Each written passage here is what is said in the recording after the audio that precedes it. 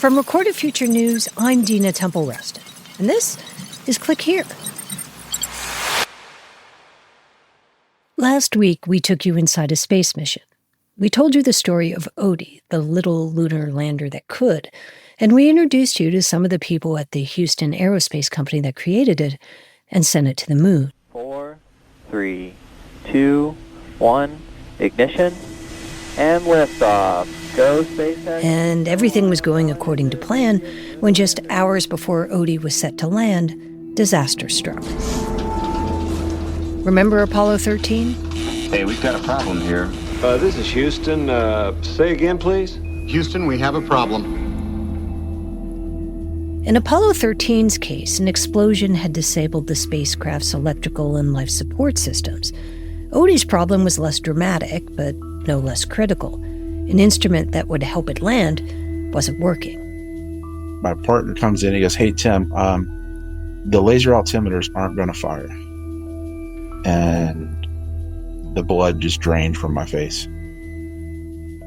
Odie didn't have humans on board, so there was no one to physically MacGyver the laser altimeter. So, as we described last week, the team at Intuitive Machines ended up hacking into Odie's navigation systems and kind of overrode them. We figured how we could rewrite the software to go, hey, the telescope... Which on the one hand is pretty amazing because they didn't have to scrub the mission. But on the other hand, it lays out how different this modern space age is from the one that preceded it. Private companies are taking the lead in today's missions. And because they've all got their own networks and their own approach to cybersecurity, space, the final frontier, could end up being a hacker's dream, unless we do something.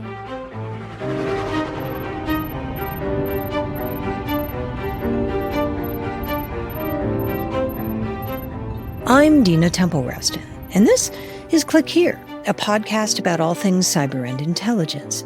We tell true stories about the people making and breaking our digital world. And today, securing the cyberspace in space. I moderated a panel of experts at the Value of Space Summit in Colorado Springs in late September. Think of it as a conference where a lot of smart people who work on space issues talk about what keeps them up at night. I actually did a presentation on cybersecurity for space systems in 1998. So we've been talking about it for a long time. Back then, the concept and a lot of the conversation was theoretical. Today, because it's real, it's here, we live it every day. Stay with us.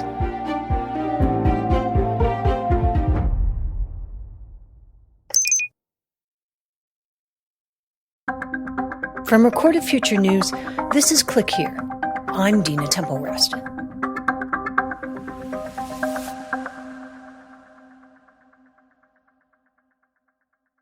An important national security issue a lot of people wouldn't necessarily think of is the threat posed by adversaries like China and Russia in space. Cyber attacks, at least in theory, could prevent the Pentagon from talking to satellites it depends on to communicate with troops on the ground. It could blind space observation that keeps an eye on weather or tracks oil tankers. So in response to this potential threat, the Trump administration set up a Space Force, and the Biden administration, for its part, had stepped up partnerships with commercial space companies, all in a bid to find some technical edge. Frank Bacchus joined me on the panel. He's the CEO of a company called Capella Space. It makes small radar imaging satellites that can see through clouds. It's interesting being the CEO of a commercial space company, or at least what most people perceive as a commercial space company. The reality is 90% of what we do is national security focused for sovereign countries. And this became very clear during the Russian-Ukraine conflict, and quite frankly, before then. Capella made the decision to start monitoring that event while we were not under contract with anybody to consume that information. It was a world event. We knew that it would affect what was happening in the region. U.S. officials believe Russia is laying the groundwork to invade Ukraine. And more than 100,000 Russian troops have surrounded Ukraine. on three sides. And now Moscow is denying. And we were able to monitor what Russia was doing to prepare for that invasion into the Ukraine.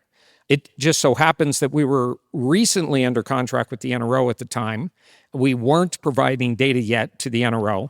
Explain the NRO. Oh, the National Reconnaissance Office, the agency who is responsible for Earth observation from a U.S. national security perspective. And so because we had that data set, and our data set, because we're a commercial company, we own and operate our own satellites, we were able to provide that information globally.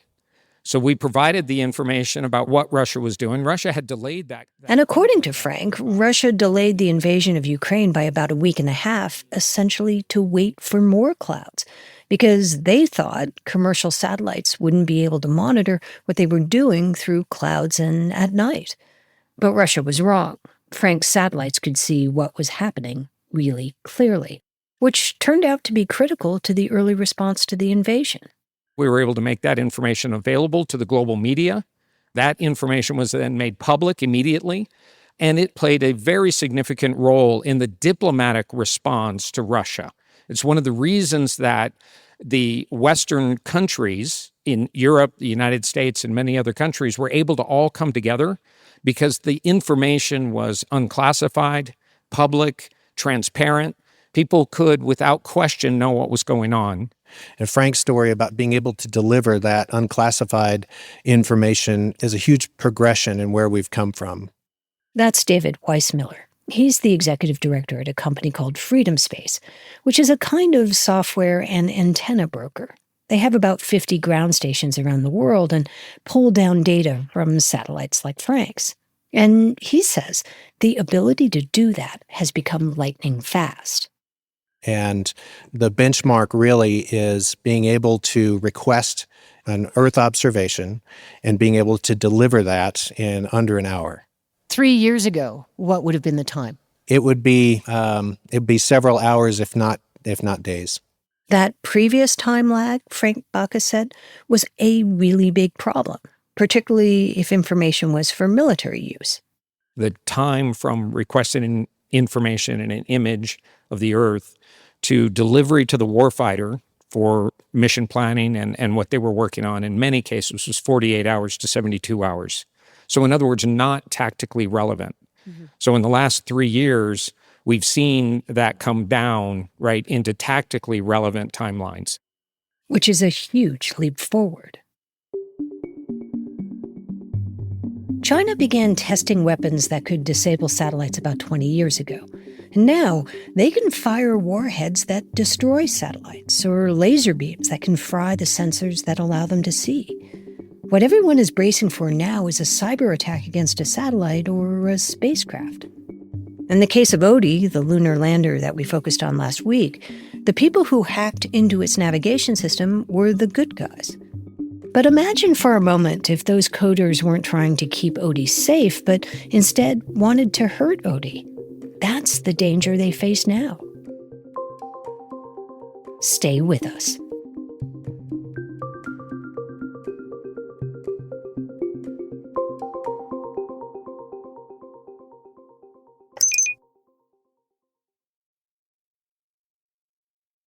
ChatGPT, AI machines, satellite, engine ignition, click here, and liftoff.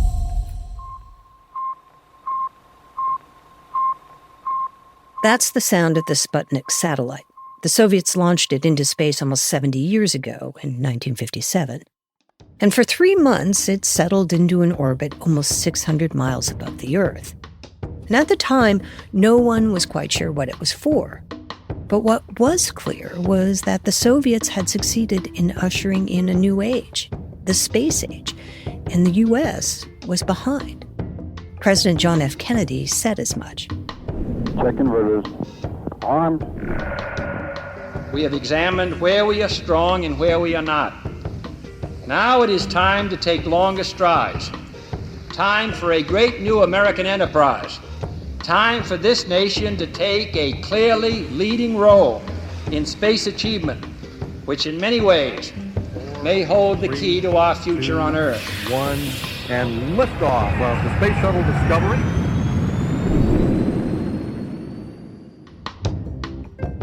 Since that iconic Kennedy speech, many thousands of satellites have picked up where Sputnik left off. The problem is that these satellites don't live forever. Some fall to Earth, and others live in a kind of limbo. And it's these satellites just hanging out in space, moving along with nothing really controlling them, that has some experts worried. Because, well, there's a good chance they'll run into something out there in space. This debris, does it move at the same speed or does it change? So it doesn't have a thruster, but it will have a speed that will be defined with respect to its original orbit. This is Alexis Truitt. She runs a space program that tracks space debris like this. So you have two satellites colliding with one another, things are going to break up and spew about, and they'll eventually form like a shell around the Earth at that altitude where those satellites were orbiting. Basically, lots of little junkyards spinning around the Earth. Alexis works at one of the U.S. government's most creative agencies, IARPA. And IARPA is supposed to solve problems for the Director of National Intelligence. Space junk and the damage it could do has become one of those problems.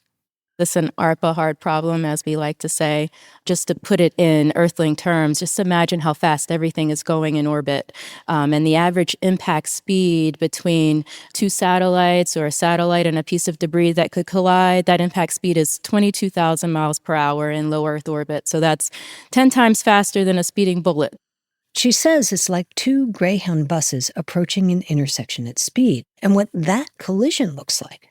It's more like an explosion rather than just a breakup. Alexis runs a government program that tracks this kind of space debris to try to see if they can stop it from running into things.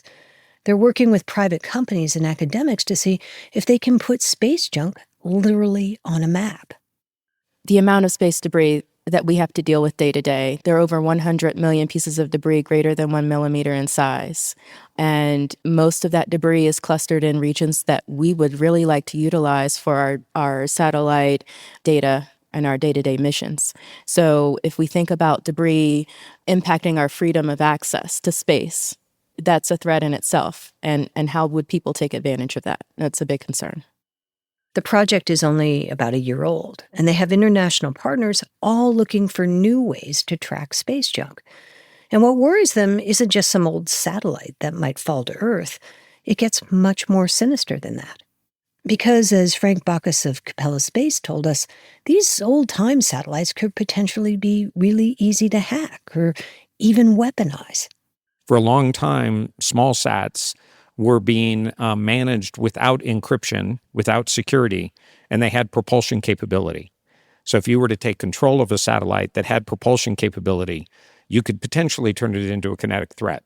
So that's one of the reasons why, from a norms perspective and a security perspective, that we're looking to create encryption communications for the command and control of those satellites so that they can be managed and not turned into a threat to other space systems. If this sounds far-fetched, it shouldn't. In a way, it's already happened in Ukraine. The Russian-Ukraine conflict, we saw a nation-state attack a commercial company, Viasat. And at the time, Viasat had to take on that challenge on their own. Viasat since joined the Space ISAC. ISAC, that stands for Information Sharing and Analysis Center. The center is meant to facilitate collaboration between both the public and the private sector. It helps people prepare for and respond to vulnerabilities or incidents or threats. Shortly after Russian hackers attacked the Viasat commercial satellite company, members of the Space ISAC got together to compare notes, not just to understand what happened, but to see if others were in danger too. The ISAC actually convened a meeting of all of the commercial SATCOM companies and read them in so that they could have clearance for a day to actually talk about what really occurred and what the threat was. I mean, at the end of the day, Russia very specifically planted viruses in that ground infrastructure that took that ground infrastructure out. The ground infrastructure Russia attacked was being used by the Ukrainian military to communicate with satellites supporting its armed forces. To make it even worse, thousands of people across Europe were depending on that satellite for internet connections as well. So an attack meant to hobble Ukraine had an unexpected knock-on effect. It was not a surgical type of attack. It affected all of the Viasat ground infrastructure, to include, by the way, the command and control of the wind turbines in Germany. And it took Germany, their wind turbines and their power grid offline. That wasn't, we don't believe that was an intended, component of that threat, but it absolutely happened. But did that happen because there was a failure of imagination in what could happen, or because they were really good? I think it's really a combination of both, right? And the purpose of our organization, right, is to start thinking about what could happen, not just mitigations of known threats, but also mitigations of what is potentially a threat to the environment. These things are all incredibly relevant. They happen every single day. This is not theoretical anymore. This is pragmatic defense and resilience in today's environment. What makes all of this even more challenging is that older satellites run on something called SCADA systems. That stands for Supervisory Control and Data Acquisition. SCADA systems control a lot of industrial systems and critical infrastructure here on Earth, like power grids and water plants. Anything using a SCADA system is considered vulnerable because their software isn't updated all that often, or maybe isn't even supported anymore. Frank Bacchus and others are working with international partners to try to address that before those kinds of issues are exploited. The standards component, it really occurs over time, right? As the demand for, I'm going to say, norms of operations in any particular area are needed. That's what happened with the internet. Didn't really take off until standards were established. We're seeing that in the space environment as well. I could take you into my security briefing I had yesterday with my chief security officer of the company, Capella. We had a conversation about all of the threats to our infrastructure, the ground systems, our space systems, our business IT infrastructure, and a lot of conversation about those threats and the information coming from the ISAC. Alexis Truitt says standards could help with the problem of space junk, too. Space is the new Wild West. There are no international regulations, but with regards to norms and standards, what we're hoping to develop as part of the program is to develop a system of systems architecture that will allow us to tip and cue, per se, across multiple sensors, to maintain custody of debris, to alert those decision makers with a rapid revisit rate. And then in the context of space threats, attribution is a big concern. So if something happens to my satellite, was it a debris strike or was it something else? So we want to provide that information to the people who need it. Yeah, and that information around attribution and knowing what's going on is very critical to the owner-operators of these satellites, right? Was it intentional threat against the satellite? Was it unintentional? Was it naturally caused? Was it a debris scenario? David Weissmiller said this is all a really complex puzzle to solve. Because space is hard, we have a lot of specialized capability. You've got on-orbit, you've got ground radars looking for debris, and on-orbit radars as well. But it's a combined effort from a large array of different specialties to be able to operate and maintain your capabilities in space. When computer scientists invented the internet, it didn't really occur to them that it might be used to do bad things. We didn't really see the problems coming with social media either. With space, officials have a chance to create standards and norms to get ahead of the security issues before it's too late. The adversary's getting smarter. We have to get smarter with them. So there's a lot of out-of-the-box thinking when you think of an adversary, and we all have to be on our toes. This is Click Here.